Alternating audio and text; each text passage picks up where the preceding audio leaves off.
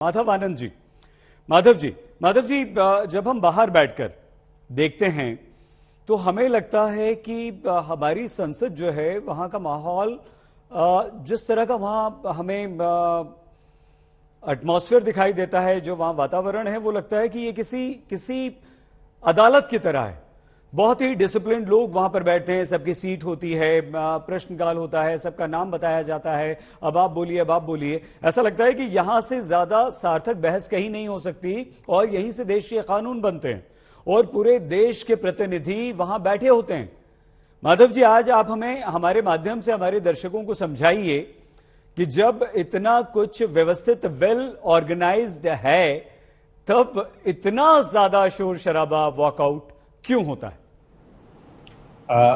सैयद जी, देखिए कि संसद का सत्र सुचारू रूप से चले, अच्छे ढंग से चले, यह सभी पॉलिटिकल पार्टियों की मंशा होती है। जितनी सरकार की रिस्पॉन्सिबिलिटी यानी सत्ताधारी दल की रिस्पॉन्सिबिलिटी होती है, उतनी ही विपक्ष की भी रिस्पॉन्सिबिलिटी बनती है। अगर सत्ता पक्ष और विपक्ष दोनों मिलकर साथ में अच्छे ढंग से अच्छे बर्ताव करे तो निश्चित रूप से संसद का सत्र जो है सो फ्रूटफुल जैसो निकलता है। लेकिन विगत कुछ सेशन में अगर आप देखेंगे तो डिस्कशन नाम की कोई चीज नहीं हुई। हर बात को लेकर अड़ंगा लड़ाया गया, रक्स पैदा किया गया, कोहराम पैदा किया गया, जिसके कारण जो है सो चर्चा नहीं हुई। संसद का सत्र बनता ही है कि हर विधेयक, हर बिल पे विस्तृत रूप से चर्चा हो। अब इसी मॉनसून सत्र की बात करें, बीजेपी की प्रवक्ता बता रही थी, यानी 2 दर्जन से ज्यादा विधेयक जो है सरकार लाने का सोच रही है, लोकसभा राज्यसभा दोनों जगह लानी है। अब इस विधेयक पे चर्चा न हो और जवाब न हो, एक सत्ता पक्ष जवाब न दे और विपक्ष सवाल न पूछे, यह भी लोकतंत्र में जैसे उचित नहीं है। इसीलिए सबकी कलेक्टिव रिस्पॉन्सिबिलिटी बनती है कि सुचारू रूप से जो है सदन को चलने दें। जो जनता से जुड़े हुए मसले हैं, मुद्दे हैं, उसको आप उठाएं। वहां सरकार जो बिल ला रही है उसका क्रिटिसाइज करें, अच्छी चीज है तो आप अच्छी चीज उसका स्वागत भी कीजिए। अगर आपको क्रिटिसाइज करना है तो क्रिटिसाइज भी करने का काम सदन में कीजिए। आप अपनी बात को भी रखिए और सत्ता पक्ष की बात को भी सुनिए। तो ये जब सब लोग अपनी रिस्पॉन्सिबिलिटी को समझेंगे तो सदन सुचारू रूप से चलेगा।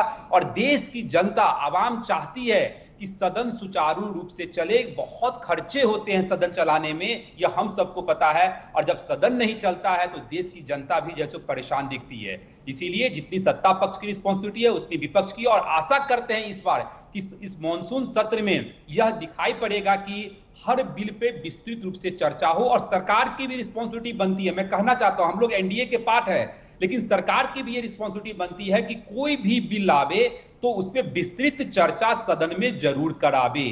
विस्तृत चर्चा होगी तो निश्चित रूप से बहुत सारी अच्छी बातें भी आएंगी और सरकार को भी वो अच्छा लगेगा और उसको एडॉप्ट कर सकती है सरकार। माधव आनंद जी, बहुत साफ गोई से आपने अपनी सहयोगी, क्योंकि आपकी पार्टी बीजेपी जेडीयू आप साथ में हैं, उसके बावजूद आपने बहुत साफ गोई से बात कही। ये वाकई प्रशंसनीय है, इसकी तारीफ करनी चाहिए। घनश्याम तिवारी जी, घनश्याम जी, आपको लगता है कि राजनीतिक दल, विभिन्न राजनीतिक दल, वो सरकार भी हो सकती है, आप भी हो सकते हैं, कांग्रेस भी हो सकती है, टीएमसी भी हो सकती है, कोई भी हो, बीएसपी भी हो सकती है, क्या कहीं ना कहीं अपनी सुविधा के अनुसार वो शोर शराबा शुरू कर देते हैं, वो वॉकआउट कर जाते हैं, या सरकार के जो अपने सांसद हैं वो आपको बोलने नहीं देते? ये सुविधा अनुसार होता है। किसी मुद्दे पर अगर बात नहीं रखनी है, नहीं समझाना है, नहीं उस पर ज्यादा चर्चा, तो ये जानबूझकर हो सकता है, होता है? बताइए। नमस्कार सही जी, आपको, दर्शकों को और मेरे को पैनलिस्ट को। देखिए, हिंदी में अनेक मुहावरे हैं, हाथी के दांत खाने की और दिखाने की और, थोड़ा सा बदल दें तो 900 चूहे खा करके बिल्ली तीर्थाटन को चली। राइट। अगर आप इस सरकार के परफॉर्मेंस को देखिएगा, पिछले 22 साल में, जितनी सरकार के आने से पहले 22 साल जो हैं, उसमें जितने ऑर्डिनेंसेस पास नहीं हुए थे, लगभग उतने ऑर्डिनेंसेस इस सरकार ने केवल पिछले 8 साल में किए हैं। अगर अभी इस बहस में मैं पूछ दूं, सांसद, सीनियर सांसद हैं यहाँ पर, 2 सांसद हैं इस बहस में, एनडीए के घटक दल के सदस्य हैं, टीएमसी के नेता हैं, आप हैं, मैं पूछ दूं कि कोई 3 बिल बताइए जिसके ऊपर सदन में चर्चा होने वाली है, या कोई 3 बिल बताइए इन 24 बिलों में से और 32 बिलों में से जिसपे सरकार ने प्री बिल कंसल्टेशन किया है, छोड़िए विपक्ष से, अपने घटक दलों से किया है। जो सरकार संसद में इस मंशा से जा रही है कि हम इंश्योर करेंगे कि महंगाई पे चर्चा ना हो, बेरोजगारी मुद्दा ना बने, सिर्फ मोदी जी की जय जय हो, और उसके अलावा हम ये कहते रहे कि हम चर्चा चाहते हैं लेकिन विपक्ष चर्चा नहीं चाहता, जबकि सच ये है कि चाहे वो गुजरात के चुनाव हो जिसके चलते इन्होंने संसद का सदन का सत्र पोस्टपोन किया था, या फिर अपने ही घटक दल या सहयोगी दलों की साजिश से इन्होंने कई बार संसद को चलने नहीं दिया, जिस तरह के प्रकरण पहले हो चुके हैं। ये सरकार अपनी नीति के साथ तय करती है कि जनता के मुद्दे संसद से न उभरे, क्योंकि बाकी सारे मंचों को तो इन्होंने धराशायी कर दिया है। बाकी सारे मंचों पर इन्होंने अपने हिंदू मुसलमान बहस का और हेट का एजेंडा हावी कर दिया है। एक संसद इकलौता मंच है जहां जिसको ये धराशायी नहीं कर पाए हैं। तो कह रहे हैं कि अच्छा जुमला जीवी शब्द कहेंगे तो आपकी बात रिकॉर्ड नहीं होगी। कह रहे हैं कि हम तो चाहते हैं चर्चा हो, लेकिन हमारी जो पृष्ठभूमि है 8 साल की, उसमें हम प्रति वर्ष 11 ऑर्डिनेंसेस पास करते हैं। संसद के सत्र से पहले हम नहीं बता पाते देश को कि कौन से बिल महत्वपूर्ण है जिसके ऊपर हमने विपक्षी दलों से चर्चा की है और संसद में धारदार चर्चा होगी। विपक्ष को छोड़िए, मीडिया को नहीं बता पाते, अपने घटक दलों को नहीं बता पाते। इसके अलावा सरकार के किसी भी एक मंत्री का बयान दिखाइए कि सरकार महंगाई पर जो कदम उठाने वाली है उसके लिए संसद में इस तरह की बहस करेगी और इस तरीके से सरकार की नीति सामने रखेगी, या बेरोजगारी पे जो कदम उठाने वाली है उसके लिए संसद में इस तरीके से बहस करेगी। जब सरकार ने तय कर लिया है, जैसे वित्त मंत्री जी का बयान आया कि महंगाई का गरीबों पे असर नहीं पड़ रहा है, जब सरकार ने तय कर लिया है कि महंगाई और बेरोजगारी मुद्दे ही नहीं है और संसद में जो निर्णय कराने हैं किसी तरीके से ऑर्डिनेंस के माध्यम से करा लिया जाए, तो ये घड़ियाली आंसू, ये जुमले कि हम तो चाहते हैं कि बहस हो लेकिन विपक्ष नहीं चाहता कि बहस हो, जिस तरीके से किसान बिल पर वोटिंग कराई गई थी राज्यसभा में, सबने देखा था। और जब उसके रिपील में जिस तरीके से बहस नहीं होने दी गई वो भी सबने देखा था।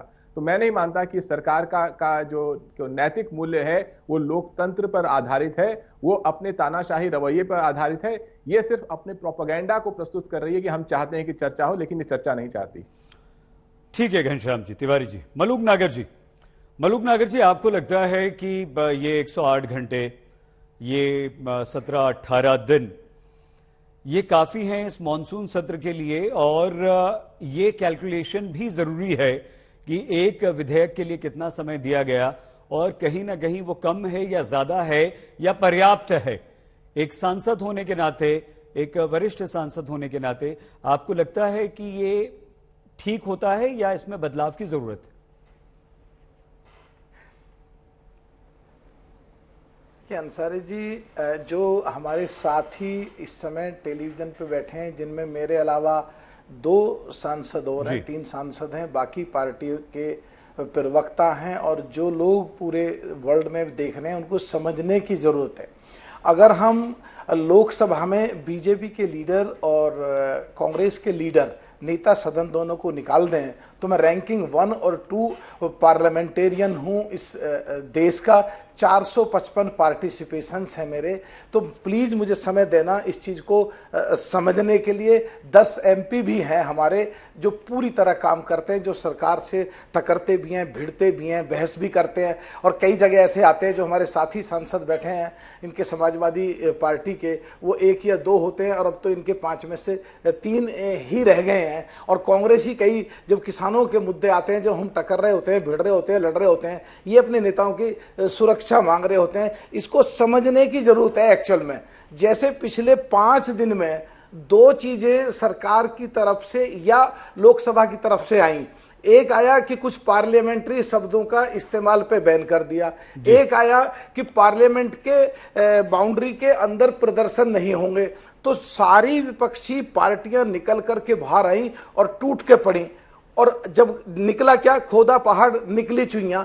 जब निकल के आए तो 2004 से लेके और 2014 की सरकार जो यूपीए की थी, जो कांग्रेस की थी, 13 में भी यही सर्कुलर जारी हुआ, 2013 में, 14 में भी यही हुआ।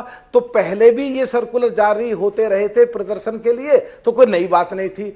1200 पेजों की जो संसदीय और असंसदीय शब्द हैं उनसे संबंधित 1200 पेजों की पूरी एक बहुत बड़ी पुस्तक है। तो सारे लोग वहां पे ध्यान डाइवर्ट कर दिया, बहस चल गई। और कल से पार्लियामेंट शुरू होनी है, तो एक माहौल बन गया देश में कि ये विपक्षी लोग कुछ भी बोलते रहते हैं। तो अगर हम लोग कुछ काम की बात भी बोलेंगे तो वो चीज एक मिल जाएगी पिछली बहसों में। तो मैं ये फिर कह रहा हूं, बहुत माइक्रो लेवल पे वर्किंग करने की जरूरत है विपक्षी पार्टियों को, और जहां पे अटैक करना चाहिए वहां पे अटैक नहीं कर पाते हैं। और विपक्ष के नाते हर चीज पे बहस करनी है तो लोग देख रहे हैं, लोग समझदार हो गए, उनको लगता है ये विपक्ष के वैसे ही करते रहते हैं।